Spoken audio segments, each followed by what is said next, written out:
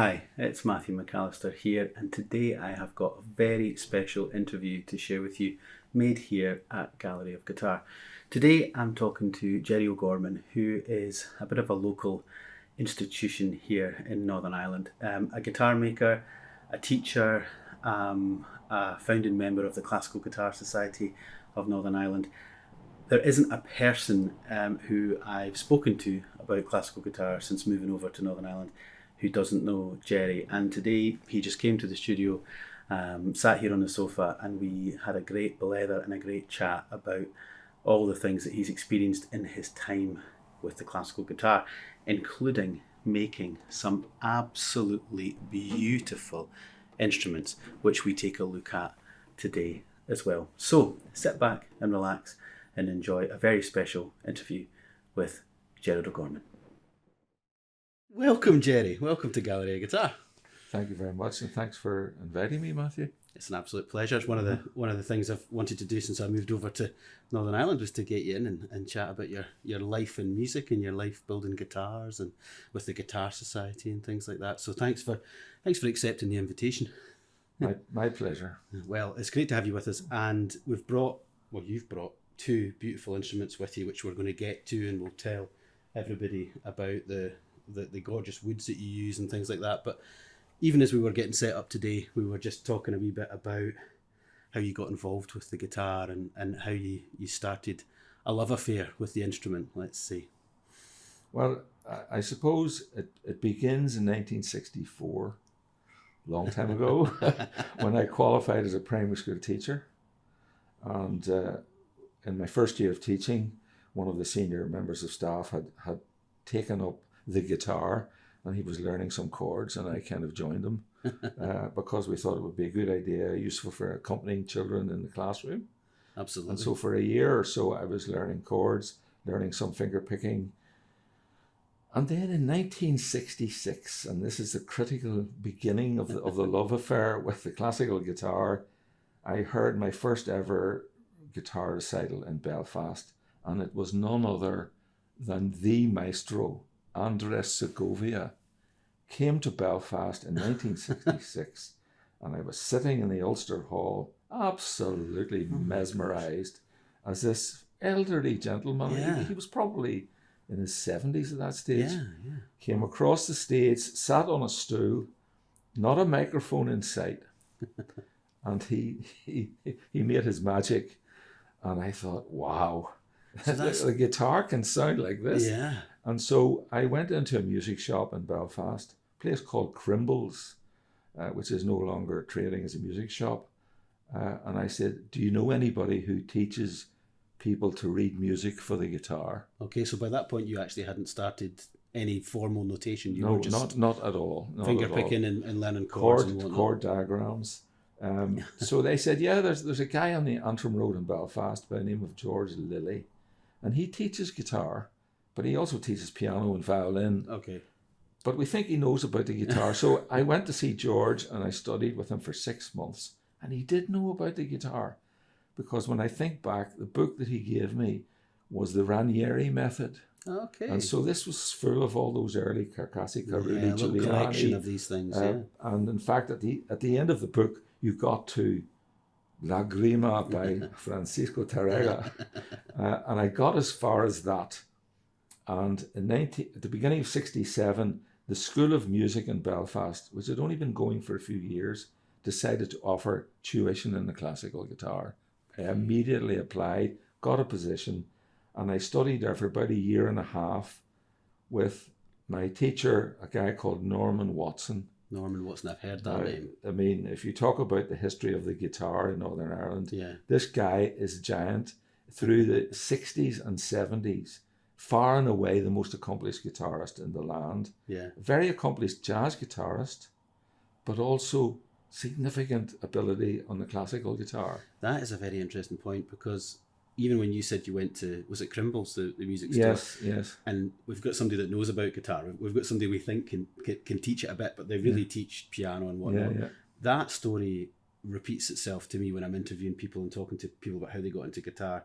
Back in the 60s, early 70s, a good musician could probably, if they were intrigued by the guitar or interested, they could understand enough to sort of get someone started and get someone set up. Yes. Over in Glasgow, Ron Moore was the guy. Okay. And he was a jazz guitarist. Right. And he taught, in his early stages, David Russell. He taught David to Wow. play. He taught, he worked with Marcin Dylla when he was Right. younger. He taught Yes. a lot of people, or introduced them. Yes. And he was somebody who had an interest in classical and could kind of obviously get to grips with it and teach it to a fairly good level, but hadn't started out like a classical guitarist. Had started out jazz guitar and all-round musician. So And that was Norman. Norman That was sounds Norman. very But similar. I mean, Norman had got to the point where he recorded a Ponte Sonata for Radio 3, that's cool. where his best claim to fame was that he once deputised for Julian Bream, which is true. Big shoes. In Ballymena, where Bream wasn't able to travel, and Norman had enough repertoire to step in and give a whole recital on the classical guitar.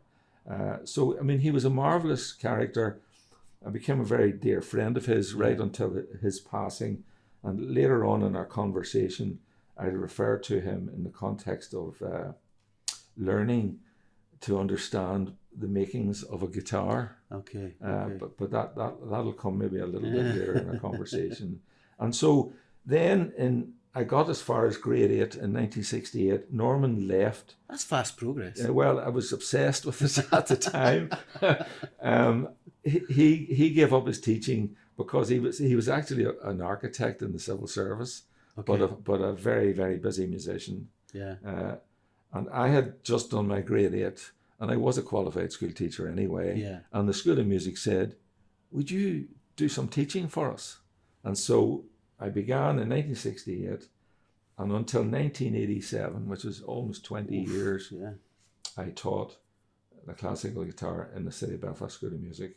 And that, of course, I mean, I was a teacher anyway. I think if I'm one thing, I hope I was a teacher more than anything. Mm-hmm. I was never advanced enough, good enough to be a performer in that sense, but a passionate teacher who kind of, through all of that teaching and involvement in the Guitar Society, which we'll mention later, I fell into trying to make some instruments.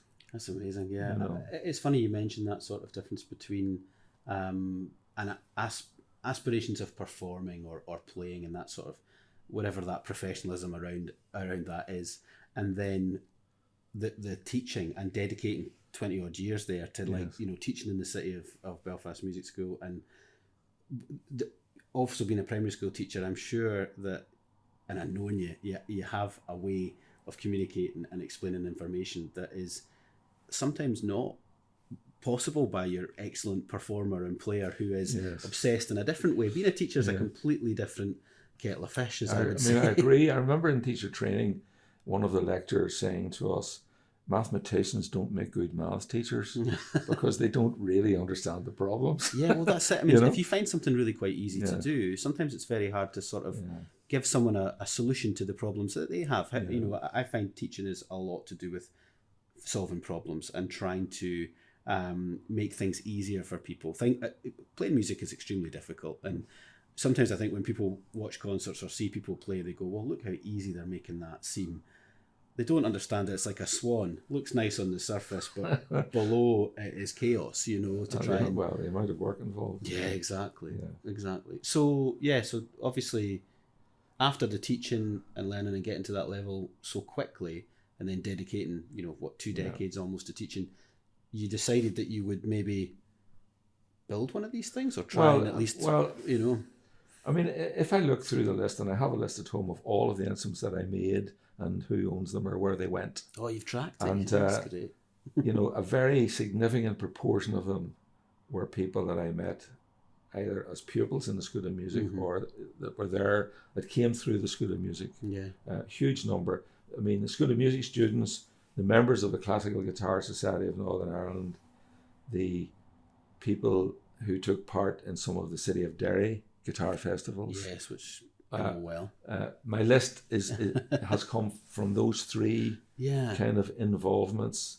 But as far as making is concerned, the very first thing I made was a Renaissance lute, which was made from a kit that I bought from the Early Music Centre in London. Yeah, I remember they used to sell And those. this kit came, and some parts of it were pre-formed. Mhm. You know, when I make a list of the instruments that I've made, I don't call the lute number 1 because parts of it were already pre-formed. Okay, so it's You know. composite. It's bits of all the Yeah, things some. you've been on I your... mean, now, mind you, one still had to create that whole Yeah. curved back, and that was very difficult. Yeah. But anyway, it was made. I mean, I had a particular love of the lute repertoire, which we can borrow for the guitar. Absolutely, and sounds great Yeah, as well. and I all the mean, time. when I did my grade 6, I chose the Queen Elizabeth Galliard of John Dowland. I love that loved piece. John Dowland, Yeah, and then his yeah. melancholy Galliard, Yeah. and all of that stuff.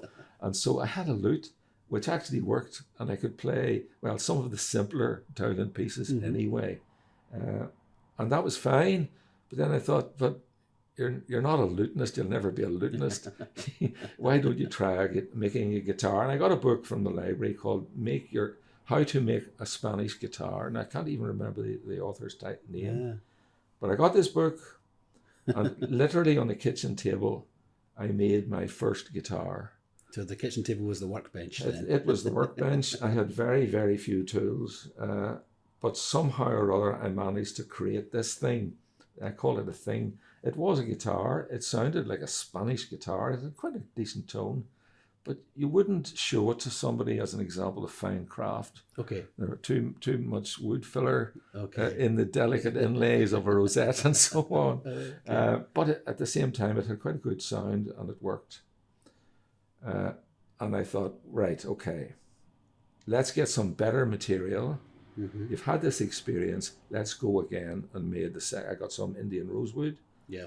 And I made the second guitar, and there was much less wood filler involved, and it was clearly a better instrument. Yeah. So you were probably making about the same progress you were as learning to play guitar as you were building them. Because I mean, when I look at these now, these are absolutely immaculate. They're absolutely beautiful, Well, and the woods you use are gorgeous. I mean, we will get some close-ups for folks of. Well, certainly the wood these in instruments. the Little Romantic guitar is particularly significant, but I'll come to that Okay. when we talk about the romantic guitars.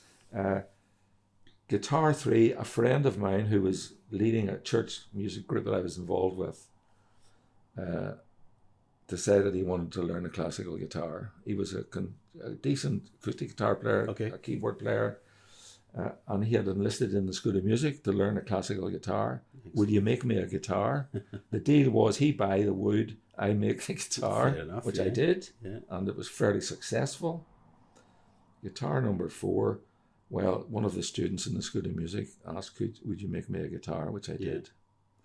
And then we come to guitar number 5, and this is a significant point in the story.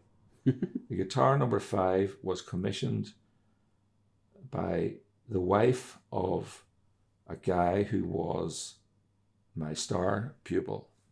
Unquestionably the finest young classical guitarist, I think, in Northern Ireland certainly in the late 70s into the 80s. A guy called Sam Moreland. Sam Moreland. Okay. Now, Sam came to me in my very first class in 1968. He was 10 years of age. By the time he was in his late teens, he had done an LTCL Performer's Diploma in guitar, also on piano. Oof. Wow.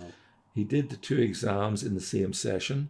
He asked the examiner, will you examine the guitar first so that I can clip my nails before doing the Shorten piano? up the nails a little bit, The following year, he did FTCL Fellowship Performance on guitar.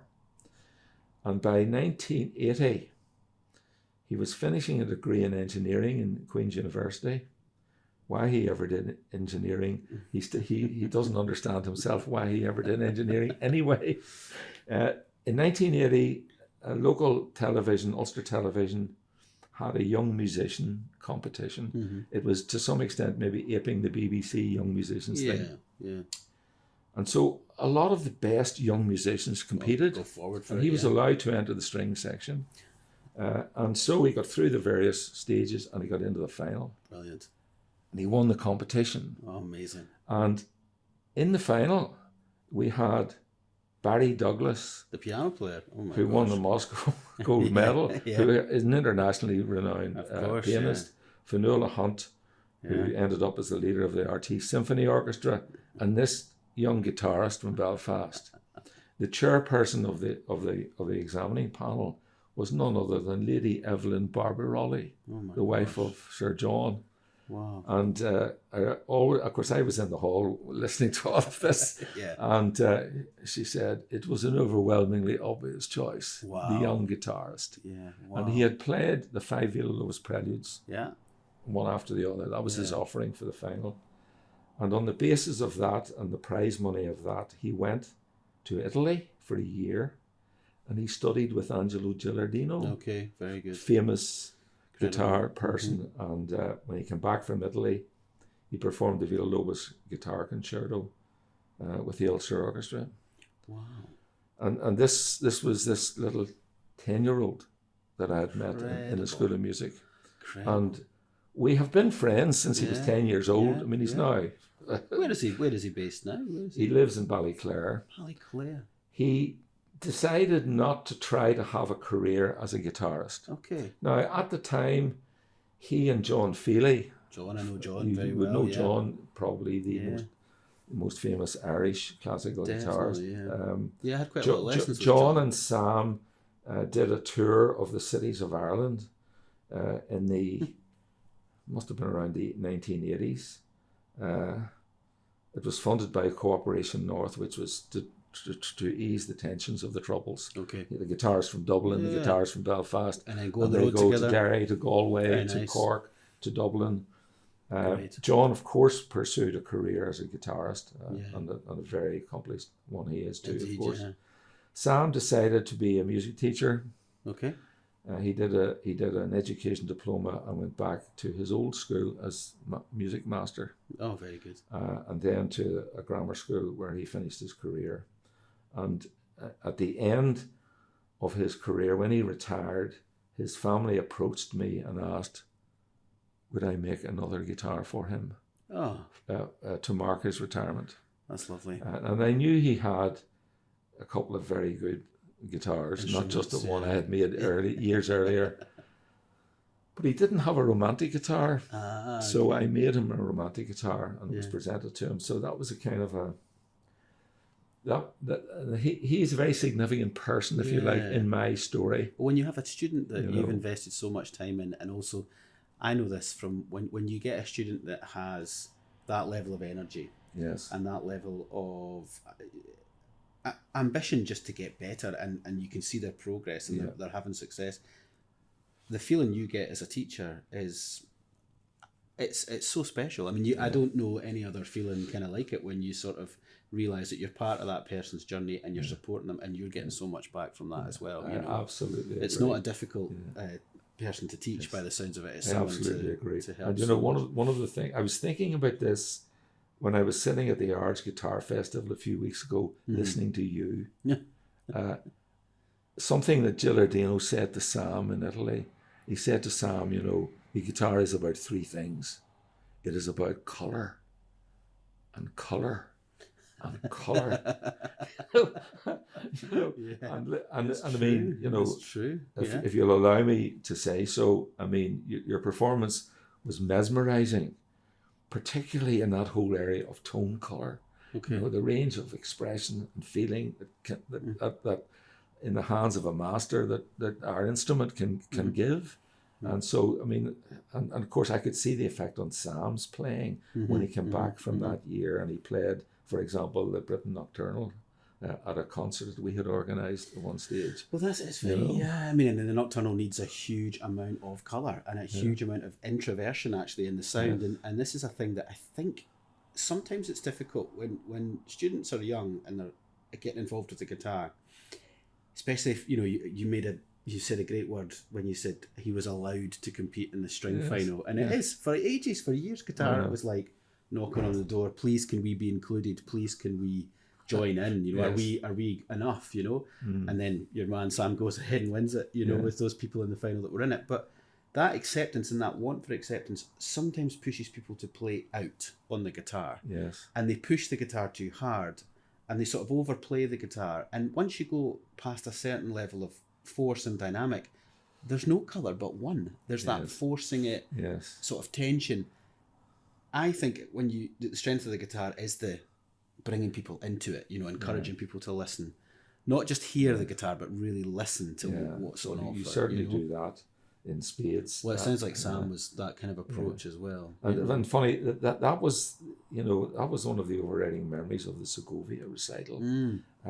Here was this elderly guy with 6 strings on his knee and drawing a whole audience into this sound world. The Ulster Hall as well with Segovia. I mean, it's a big hall to fill with a guitar, I mean, I've been on the stage before and thought, this would take a bit of oomph, but he seemed to have a sort of, from anybody, I never had the chance to hear Segovia. He played in Glasgow quite a bit. He obviously played in Scotland, Edinburgh Festival and things quite a lot, but I never got the opportunity to see him. But people did say that he was able to fill spaces that were not were too big for guitar, really, when you looked at them. I think the thing was he demanded such an attention, such a listening, but I mean, I think, over the years we've been remarkably well served. I mean, I think back to the 1970s, the Troubles are going crazy in this place, and the University of Queen's had a festival which was not quite at the Edinburgh Festival level, but it was a very significant event, and we had people like Julian Bream who came regularly. John Williams came regularly. I mean, the evening after I did my grade 8 exam, I'm sitting in the front row in Belfast listening to John Williams playing the Regal guitar concerto. Incredible. And then as time moved on, we have, the next generation of players coming. We had Alan Neve on a number of occasions. Absolutely. Of course, a close associate of yourself. Of course. And so many. We had Illyrio Diaz. There's a name from the past. That's an amazing who name. Came to Belfast. Wow. And I mean, it was absolutely magical. Venezuelan, right? Yeah. Absolutely magical. Incredible. So I mean, you've not been starved of people coming through town and people coming and that's obviously why. Well, we'll come to it maybe now. The Classical Guitar Society in Northern Ireland. There's now a society. Well, there's been a society for a long time, but obviously it's supported these things and it's been part of the fabric of the guitar community over here. It's absolutely critical. Certainly an essential part of my story. 1989 was a very significant year for me. I became the head teacher of the school that I had been teaching in. The guy who had been my boss was retiring. He was the guy who handed me a guitar and said, "Let's learn some chords." And for his retirement, I made him my very first ever steel string acoustic guitar. I made for him as his sort of going away gift. Oh, lovely. But that was the year that the Guitar Society was formed. It was also the year when I had real tuition in guitar making. So how did that begin then? I mean, obviously, like you said, it was the first one. There was a bit of wood filler going on. It was on the kitchen table. Guitar 5. You're starting to. We had got to Guitar 5. I think it was at that stage that I met George Loudon. Okay. And George Loudon, of course, is a giant in the world of guitar making.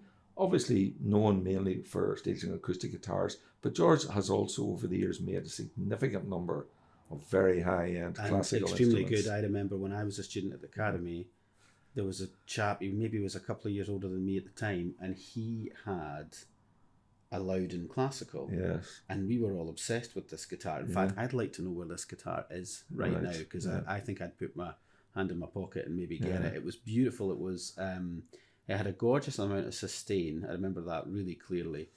And also, it was very even across the entire range.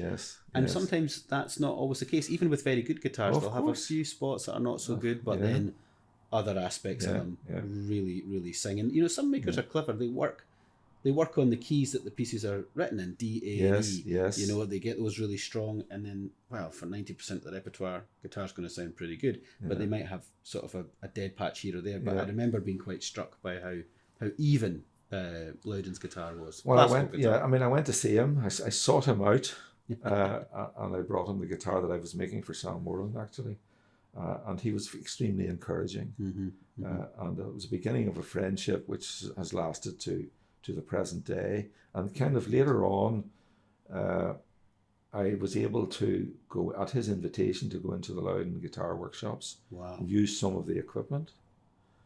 Also, I was able to source wood. Of course, yeah. That would have been very difficult to find. I was wondering how you got your Indian rosewood here in Northern Ireland. Well, I think that was done by mail order from a guy in East Sussex called David Dyke, who ran a place. I think it's still trading, a Lutherie supply place.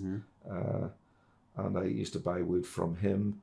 But then, as I say, later on, George was prepared to sell me sets, particularly of Indian rosewood. I remember going to him when I had gotten to guitar number 50. I said, George, this is number 50. I'll never get to 100. Would you sell me a set of Brazilian rosewood? I mean, this is, and he just smiled and said, no. No, I won't. He said, but I will sell you the very best Indian rosewood that I have in stock, which he did, and it made a beautiful guitar. But certainly my friendship with him and the inspiration. There was a period where he had left the workshops in Newton Ards. There was a bit of a dispute. It later on became the Avalon Guitar Company, and George started a separate set of workshops in Downpatrick. But in the interim, he was working at home, and he was working at that time on a number of classical guitar commissions. Beautiful, yeah. And I had the privilege of being invited to visit him. Wow. I remember he had made a guitar for Margarita Escarpa. And before he was shipping this out, he invited me over to see it, and not just to play it, but people say of me, I'm much more interested in looking at a guitar than playing it now. But and discussing with him about his thinking around the whole thing. So I mean that was a source of inspiration, and has been for years. And you get a huge amount of even just advice, just So 89, I become the head teacher. The Guitar Society is created, and this is very significant. In 1989, I go for a summer school in guitar making to Cambridge in England, run by a guy called Robert Welford. Yes. And Robert was a highly regarded luthier in England at the time. And he had a weekly class in the technical college in Cambridge. But he ran a week-long summer school for amateur guitar makers. And I signed up for that. Excellent. And I spent a week there. And there were about 10 of us, I think, on the course.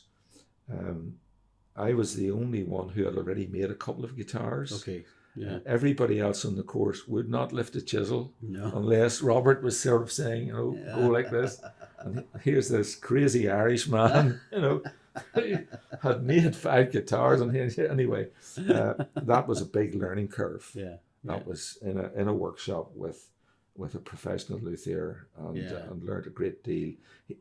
He had published a book called Classical Guitar Design and Construction, and it was really his workshop manual.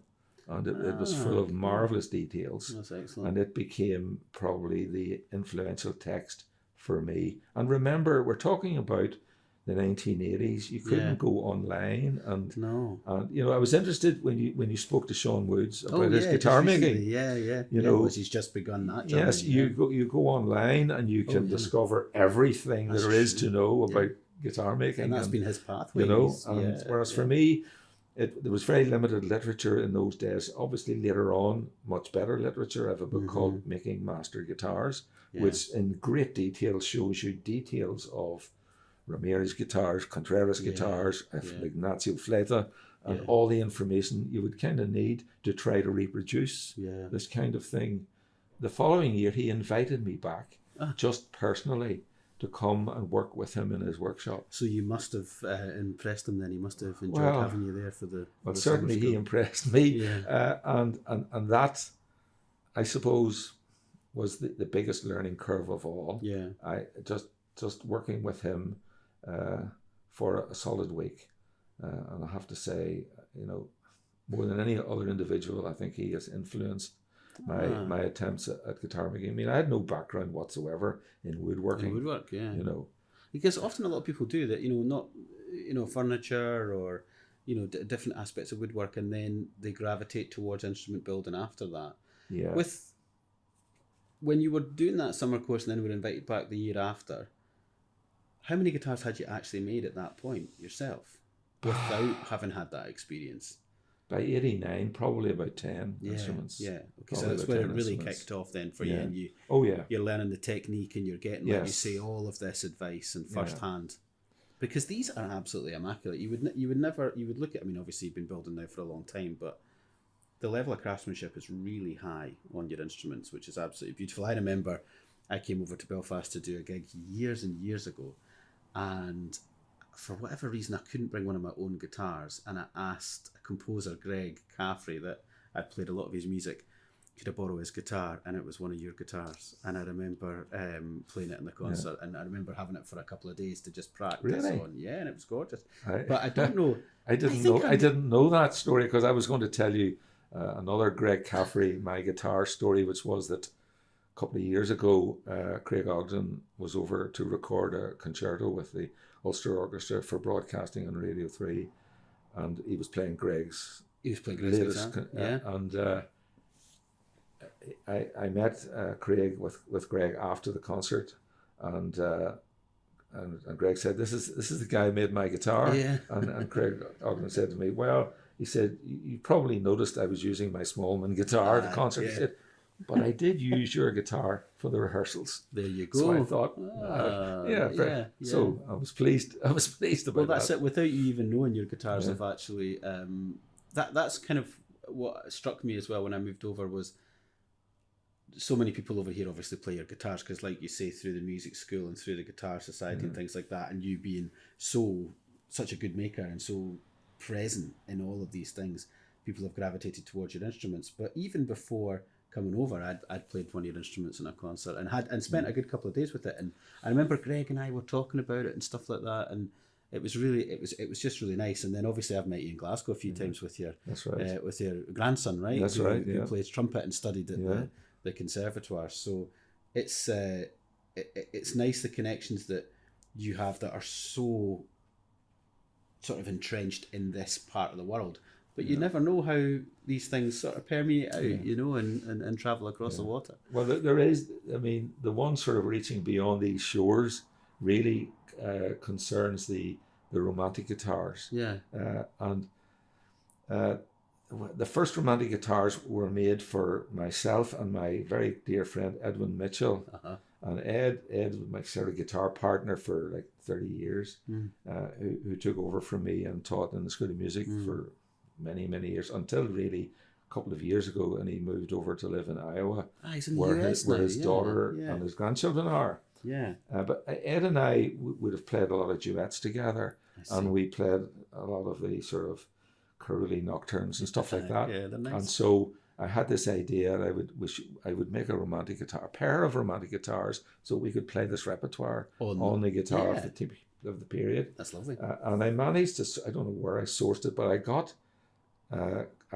accurate, detailed drawings of a Panormo guitar, Louis Panormo, Beautiful. famous maker from the early 19th century. Guitar made in London circa 1830. Okay. And here there are absolutely detailed drawings and the measurement of every strut inside and so on. And so I set about making my first pair, as it was, of romantic guitars. One of the things was that often they were made with sycamore back and sides. And maples and woods that were simply available, because that was true, I suppose, of many instruments at the time. They're using the woods that are local. Yeah. So all of my romantic guitars are made from sycamore. Oh, so if we turn that one over, the back and sides, but not just any sycamore. There was a sycamore tree in my garden when I lived in Dunmurry, which is not too far from here. Yeah. And I had been advised it was getting too close to the house, and it was a very mature tree. It needed to come down. It came down. The main trunk was taken to a sawmill in Killilay, and I got back planks of sycamore. And from those planks, I chose reasonably well figured pieces. And so all the romantic guitars that I have made were made from the tree that were in my garden. Beautiful. I'm just referring to my notes I have made in total 12 romantic guitars. Have you? Okay. Wow. Now, the first pair for Ed and myself. Yeah. The next one was made for a guy that we met, a guitarist called Patrick Zioli. Yes, I know Do Patrick. you know Patrick? Yes, I know Patrick. Well, so Patrick's story was he was born in Argentina. His father was sort of Italian. Zioli is not a Northern Ireland name. Irish name. But the family broke up. He came as a young child and lived in Whitehead in County Antrim, St Malachy's College. Went to the Netherlands to study guitar. Went back to South America and studied with Abel Carlevaro in Uruguay. And then he came back, eventually settling in Berlin, where he has been for a number of years. And he was giving a concert in Belfast, and we went to meet him. And then he came subsequently, did a masterclass for the Guitar Society, expressed an interest in the little guitar, asked me to make him one, which I did. And that guitar that I made for Patrick resulted in 2 other commissions. And this was my one sort of outreach. Yeah. A guy came from Estonia via EasyJet to London and Belfast, stayed overnight, and I sold him my own Panormo guitar. Oh my gosh. Because he had seen Patrick's guitar and he really wanted one. Yeah. And so it went off. And then the following year, another of Patrick's students, a girl from Austria, contacted me and commissioned. So that was made for her. And she didn't fly EasyJet to Belfast. I shipped it out with the assistance, the kindness of George Loudon. I brought the guitar over in a Hiscox case with some padding because of the size of it. Yeah. And Loudon's shipped it out for me through their shipping, their distributor, and so on. So it's actually the Romantics that have maybe, like you say, travelled the furthest. I think so. Oh yes, I think so. Undoubtedly, yeah. That's amazing. Yeah. Well, they're absolutely beautiful. Yeah. I mean, they're absolutely gorgeous, and they have there's such a delicacy about them. They're so pretty, and obviously they sound great as well. Well, one of the interesting things, we talked about the School of Music. We talk about the foundation of the Guitar Society and its outreach and its connections, for example, with the City of Derry Guitar Festival. Yeah. I mean, I retired in '96 with ill health, and they discovered 2 years later that I had severe celiac disease, from which I recovered by getting on a gluten-free diet. Yeah. I had my energy back. I had my passion for guitar making. Yeah. I had a decent pension from my 30-odd years of teaching. And so I was free just to make guitars. What a dream! And that was a complete and absolute dream. I think it was '98 when I recovered my health. I went for 2 years to Derry to teach guitar because there was a group up there that Greg Caffrey had been up with them, I think, teaching for a year or so. And Greg was giving that up and asked me would I be interested in doing it, which I did for a couple of years. And then Sean Woods, a native of the city of Derry, came back home in the early 2000s, having qualified and done all his studying, and obviously took over that whole sort of Derry thing. Tried to sort of push that on. And then out of that, created the City of Derry Guitar Festival. And he, over the years, allowed me to show some instruments and so on. And, again, significant things in relation to the romantic guitar. One of the people who was up at Derry was Nigel North. Oh, the lutenist, The lutenist, who also, in those earlier years, had recorded quite a number of early guitars. And had actually, I think he had a whole album where he was playing on an original Panormo guitar. Beautiful. So here am I in Derry with one of my copies of a Panormo, and none other than Nigel North. But he was very generous in his comment. I remember some of the other guys were trying the guitar out, and Nigel would say, no, you don't play it like that. It's different. It's a much more intimate voice. You must find them. And it was he who said to me, use low tension strings. This is not the same. Don't try to make it sound like a modern guitar. But I've heard the Conservatoire in Glasgow, we run a weekend which is it's called the Big Guitar Weekend, and we invite performers from all over. And we often invited Pavel Steidl, the Czech guitar player, to come and play, and he is really synonymous with 19th century romantic music. interpreter of that style and that period. And he always brings a romantic guitar. And in the same hall, I would often sit in the same seat. It's maybe the sort of privilege of it being in the school you teach in, but like I'd be like, I'm going to sit in this seat and I'm going to listen to these concerts right up the back. And we had a performer, another fantastic performer in the night before, playing a Matthias Dahmen guitar, huge, big German, loud, great guitar. Guitar David Russell plays and Barweko, that level. The next day we had Pavel in on a small, delicate, romantic guitar. I'm sitting in the same seat in the hall, and it's exactly the same level of volume. I can hear everything completely clearly.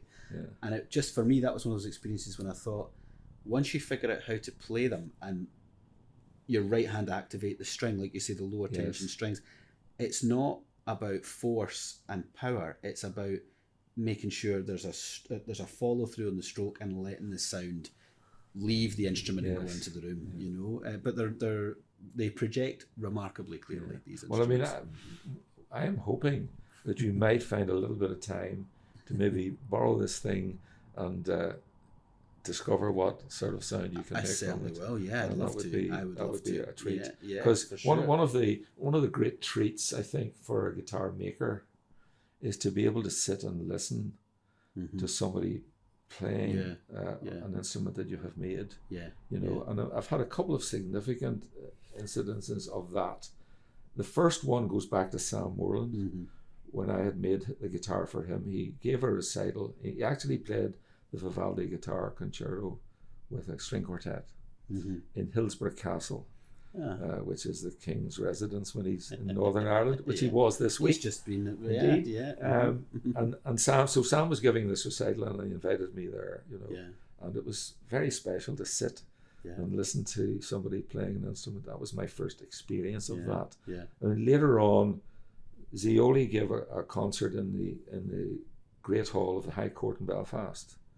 He had been invited there by a barrister who had been at school with him, and he gave half of the concert on my little romantic guitar. Okay, lovely. And then later on, a few years later, he invited me to Berlin, where he was giving a major concert of early 19th century repertoire. Wow. So those were significant experiences. Do you feel? I mean, I'm always interested in this because for guitar makers, so much of it is a solitary endeavour. And then you meet Robert Welford, or you have, that time with Loudon. And when I think about the guitars that I play, which are by the Scottish guitarist, Michael Ritchie, and they're incredible guitars. He has Rolf Eichinger, a German guitar builder who was in Andalusia, was in Granada. And he was an incredibly important figure in his sort of not early stages, but after he could build a bit, really going for it and getting to that next level.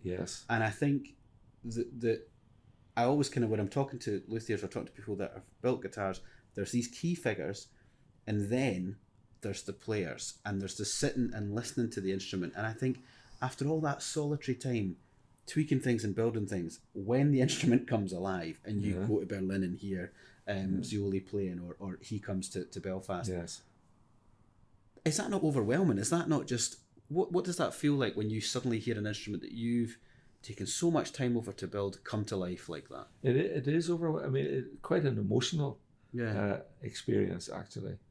I mean, the other thing is, even for oneself, who can play a bit, when you finish a guitar and you take it off the bench, no matter who it's for, first of all, it's for you. And you finally get the strings and you finally get it settled down in this tuning, and you begin the process, which you always have to do, of discovering what sound can I find in this thing that I have made. That's always a very exciting experience.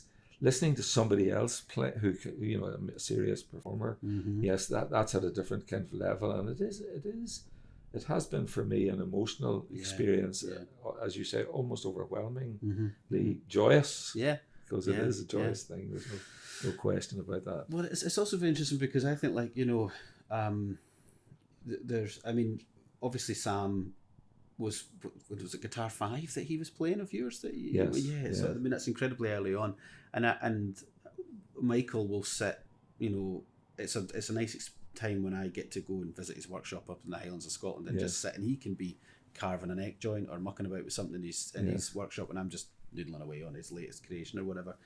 But he's listening, and sometimes he's asking questions, and it's like he's obviously trying to get a little bit more advice or feedback or information from me as a player. And then he's obviously thinking about, well, how does that relate to something he's done, with the bracing, or something he's done with the action, or whatever it is, and then the next time I play one of his guitars, it's different, so he's obviously listening and responding, which you must have had experience with as well, of thinking, okay, I've done it this way for a bit, but wait a minute, I've heard this now, I'm going to try a different path, Yeah, I mean, I think probably I have been, because I'm finished now, sadly, I have been a very traditional guitar maker in a sense. One of the most significant experiences, going back to my teacher, Norman Watson. Norman Watson in the late 70s went to Madrid and he courted Manuel Contreras because he wanted to have a Contreras guitar, and Contreras would only speak to him outside and wouldn't let. And eventually, he brought him out for meals. He got into the workshop and he got Contreras to agree that he would make him a guitar, and he made him a Contreras Concert 1A, but it was a double tapa. It was one of these extraordinary instruments that, and of course, a double top, as they talk about, which in the case of this Contreras guitar was a misnomer, because there wasn't a double top. Yes. What there was, it was a cedar top guitar, Brazilian rosewood back and sides, but if you looked inside, the back of the guitar had a layer of cedar, the same as the top. Right. Okay. And that's where the top was being doubled. Yes. He had glued it to the back. To the back. Some notion maybe of a reflection. The cedar speaking to the cedar or whatever. Yeah. It also had a clip-on extra back, which clipped onto the back of the guitar, and the idea was that instead of the body absorbing the vibration from you had this gap. Now, unfortunately, in 2011, Norman, who was by that stage an old man, had an accident with his Contreras guitar. Oh no! And it fell into a coffee table and completely shattered the top to the point where you couldn't restore it. It was game over. And he said, "What can we do?" Yeah. And I said, "It'll have to have a new top." Yeah. I said, "I'll talk to George Loudon." Yeah. And George said, he laughed. He said, "You're going to take the top off of Contreras." Exactly. He said, "I'll give you advice and I'll supply," and he did. He supplied me with master grade cedar. Yeah. I took the top. I had to remove the fingerboard. I took the top off this thing, and so I had in my hands a Contreras, high-end Contreras instrument. Wow. And I had my calipers, and I'm measuring the thickness across the top and the various area around the bridge, out at the thinner at the edges, and measuring the height and thickness of all the struts. It had very unusual struts. It actually had curved struts. Oh. It had 5 struts, a single strut in the center and 2 curved struts. Anyway, I copied it to the 10th of a millimeter with master grade cedar, thanks to Mr. Loudon.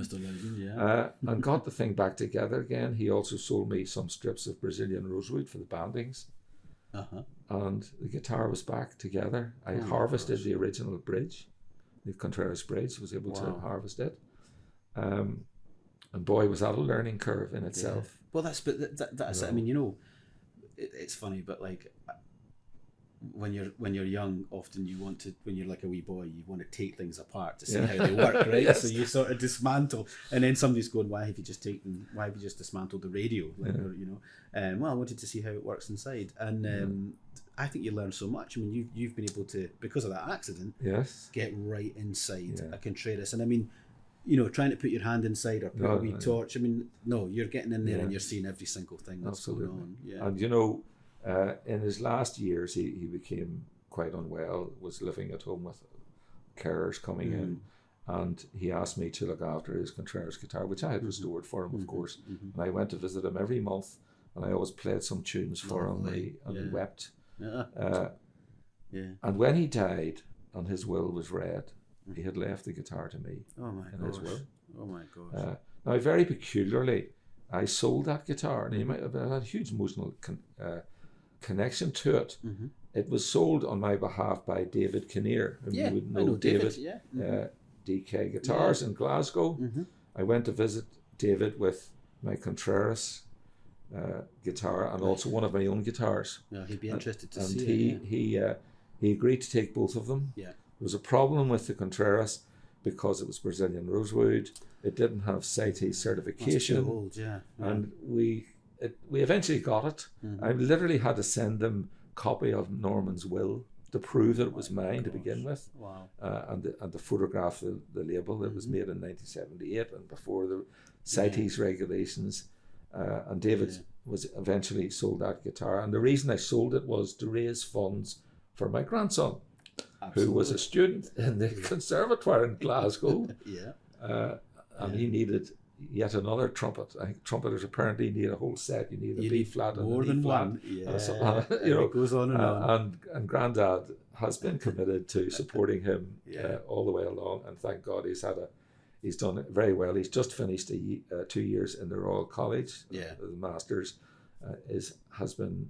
Had got a place in St. John Smith Square. It was quite a prestigious little place, and is getting gigs with the Ulster Orchestra and so on. So he's coming back to play with the orchestra here as well, which is great. Yes, I mean, he did very well at the conservatoire. We were, it was great because we would meet on the steps. That's right. You'd be going in to hear his, I don't know, third or fourth year recital. That's exactly it. And I would, there's Gerry coming in to see his grandson, and I'd be running about doing something at the conservatoire. But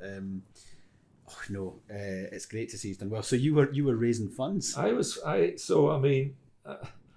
the other thing was that I had a couple of guitars of my own. It sounds arrogant almost, that I thought were nearly as good. And so I was prepared to let it go for the reason that I give you, that I was passing it on to the next generation, albeit in the form of a trumpet. But that's it. It's all part of the same. It's all going into the same sort of ecosystem of music and enabling people to be expressive and make art. And for your grandson, that's fabulous. He's got the tools he needs for the career he's embarking on, and that's amazing. But it's interesting you say, like, I've had a few of my own that were nearly as good. I've had quite a bit of experience with a lovely Contreras guitar, which was left to the conservatoire for students to play by the daughter of Ron Moore, that chap that I was telling you had taught David Russell a bit when he was younger, and Martin Taylor. And he was a jazz guitarist, Ron Moore, in this 1 o'clock gang that used to play on STV, Scottish television. And he taught a lot of people to play and had a huge experience, or everybody kind of has some association with him if they're a certain generation in Scotland for sure. And we have this Contreras guitar, and when the students get their hands on it, it's interesting because it's an old world sound, and it's a very Spanish sound. It's extremely traditionally made. Yes. The spruce actually on the top is, the grain's amazing. It's so tight, and it's just such a great bit of wood. And they're playing changes after maybe a month or so. They're playing changes a little bit, kind of mellows out, and you hear the sound. I've got a chap from the north of Scotland on it just now, and he's got a really nice sound actually. And you can tell he's learning a lot about tone from that old guitar. We've got a Ramirez as well. Yes. And these are not necessarily the vogue right now. I mean, for me, they're fantastic guitars. Yeah. But their vogue is always innovation in music. Indeed. And often the younger generation are. Youth is wasted. What was it I was going to think of saying there? It's like, I don't know, all this stuff is wasted on the youth. But it's like, well, I think if you're not doing lattice bracing and stuff, that's it. I remember when Julian Bream came to Belfast when the Waterfront Hall, our great concert hall, was opening. The night before the formal opening, Bream gave a recital in Belfast. Wow! And we met him as part of that, and George Loudon was there as well, and he said to George, "I don't like these modern guitars." And I mean, it's funny because I've played. There's a recording, I was thinking about this recently. There's a recording I made for CCAS guitars in Germany, and it's a good few years ago now. It must be a decade old, and it was a Smallman guitar, and I think it's the 90s.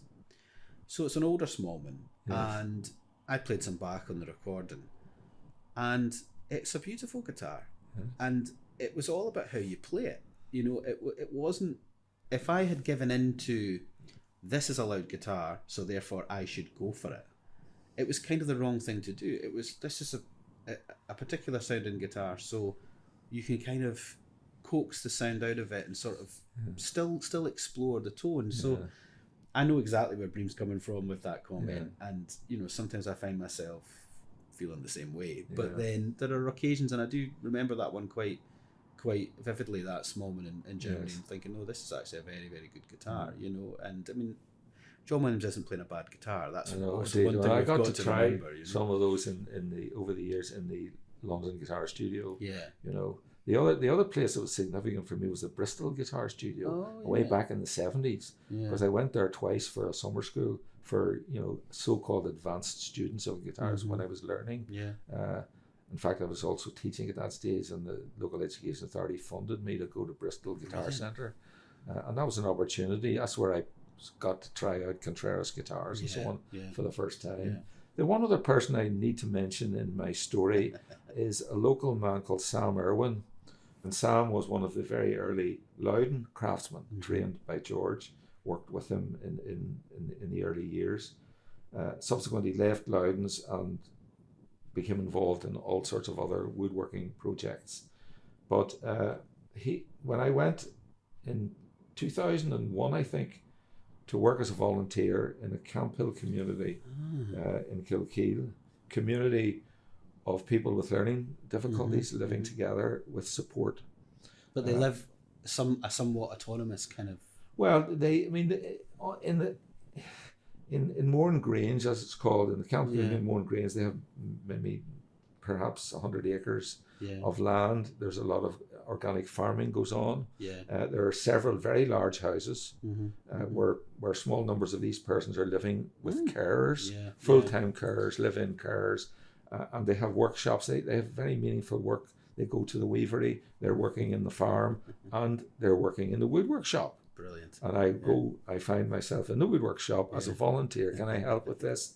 And I do help with simple woodworking tasks that these guys, I'm supervising them and so on. But alongside of that, I have access to a whole range of woodworking machinery, including a thicknesser for preparing wood for guitars. And so I made a number of instruments during those years. And Sam Irwin was there because he had designed and was making this instrument called the Celtic lyre. And so there I was in the company of an experienced luthier, indeed, and learned much from him. And indeed, my last guitars, really before I had to stop because of issues of my eyesight, were made in the Lagan School of Lutherie, which Sam had created some years earlier.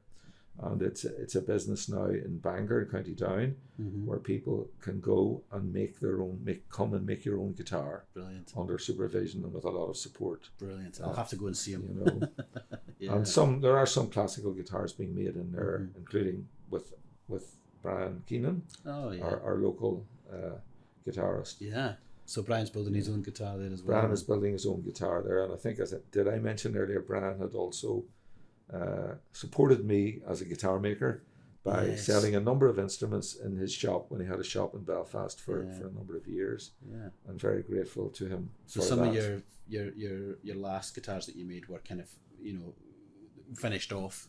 Let's say it. They were collaborations really with with Sam himself, in fact, because I was having difficulty seeing the detail of inlays and so on. But I mean, when I look back, I mean, this is 2026. This started in 1966, and that's 60 years. This is my diamond jubilee. It's amazing, And yes, I haven't been making for the last few years, but I'm still enjoying the fruits of my making, so to speak. Well, the guitars are all over the world, and people. I mean, like I say, in Northern Ireland, it's like one of your guitars is it's almost a prerequisite. Well, certainly, in very recent months, in fact, within our own guitar society, we know, which is a hugely important little hub. At the meeting before last, I sat and listened to my friend Aubrey Bell, who is now the owner of the last O'Gorman guitar. Oh my God. His wife bought it from me for their golden wedding anniversary. Aubrey had been a medical student in the School of Music, like donkeys years ago, and he's a very fine player he is too. So he was playing a little solo on his O'Gorman guitar. Our chairperson, Matthew Loughlin, last year bought my little Tertz guitar, That's right, which I had shown at the Bangor Festival, which of course was under your direction. Oh yes. And Matthew bought that, and so he has played for me on that. And then a very special experience. There are 3 ladies in our society who have formed a trio, Kathleen, Carmel, and Deborah. And at the meeting before last, they played a little trio, and each of them is playing an O'Gorman guitar. There you go.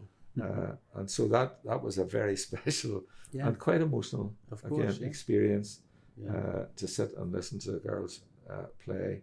And most days I say to my wife, I'm going up to pluck a few strings. And my youngest grandchild, who's now 5, but we looked after her before she went to school. When she was about 3, and she'd be staying with us maybe 3 days a week. And she would often take me by the hand, and she called me Dada. She would take me by the hand and she would say, Dada, tunes, please. Tunes. And she would bring me upstairs to my music room, set me down in front of the music stand, and I would lift the guitar and I would strum a few chords, and she would dance around the room. And that kind of sums up simply the joy of it all.